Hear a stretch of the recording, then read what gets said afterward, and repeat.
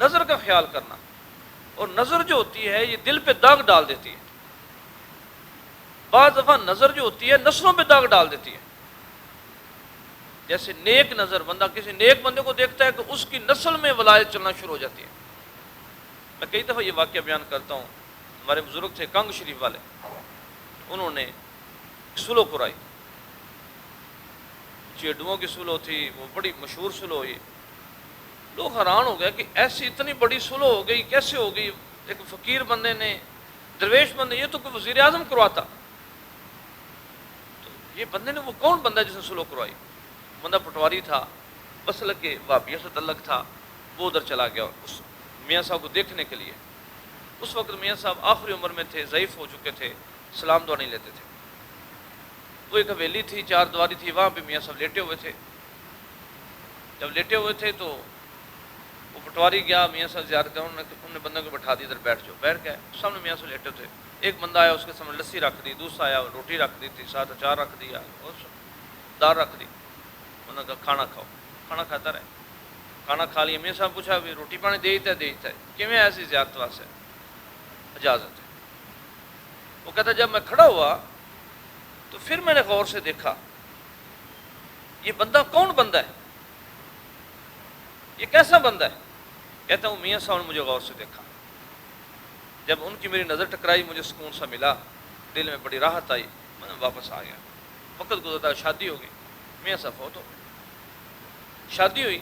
جب شادی ہوئی تو اللہ نے مجھے پہلا بیٹا دیا، اس کی شکل ہو میاں رحمت علی صاحب تھے، بالکل شکل بالکل۔ میں کیا بھی نہ میرا پیو ایسا ہے، نہ میرا دادا ایسا ہے، نہ نانکے نہ ماں کے وچوں کوئی ایسا، یہ منڈا سٹ کر رحمت علی کیوں جم پیا؟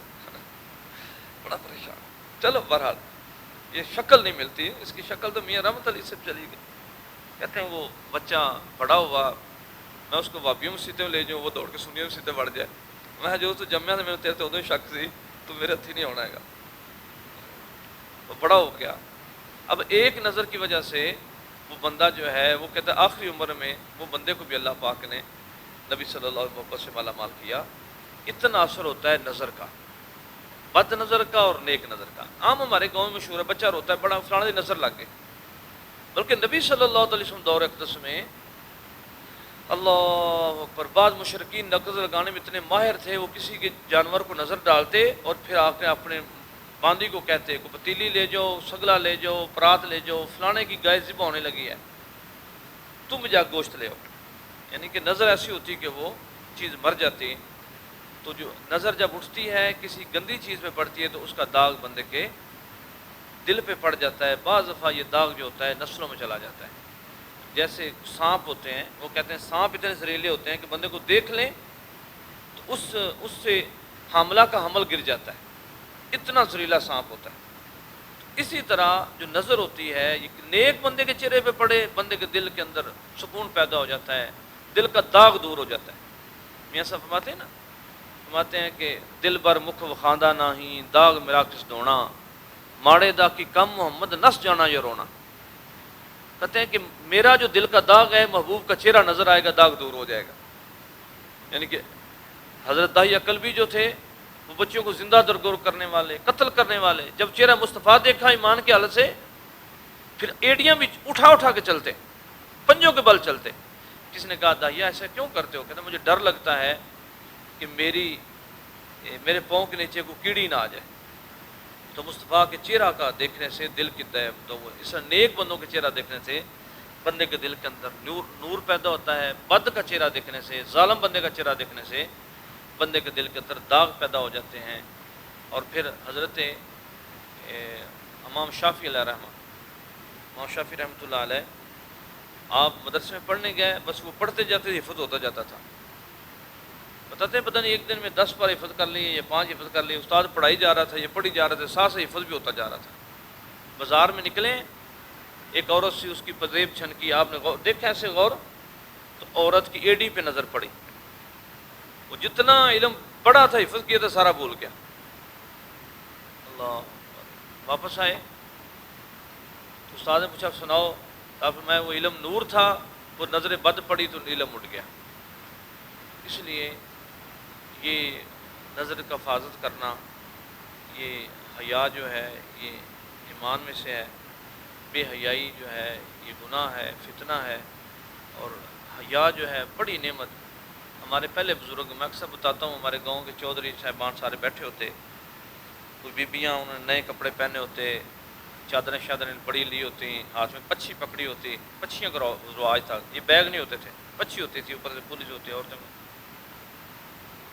تو جتنے بندے ہوتے سارے جناب ان بیبیوں کے سامنے کھڑے ہو جاتے، سلام کرتے، پھوپھی سلام ہوئے، ماسی سلام ہوئے، بہن سلام ہو، جس کی عمر کا ہوتا وہ سب سے پیار لیتے۔ جب وہ بیبیاں گزر جاتی بعد میں پوچھتے کنا کرائیاں نے،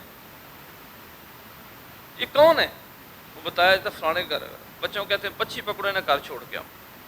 کبھی ایسا نہ ہوتا کوئی بزرگ ہوتا اس کے ہاتھ میں کوئی چیز ہوتی بچے ان کا گھر چھوڑنے نہ جاتے، بچے اس کا سامان پکڑ کے گھر چھوڑنے جاتے ہیں، اور بزرگوں کا اتنا حیا ہوتا، اللہ اکبر کبیرہ، اتنا حیا ہوتا کہ لوگ کھیلنا چھوڑ دیتے، بڑا بزرگ کرتا ڈیرے بندے بیٹھ خاموش ہو جاتے، کھڑے ہو جاتے،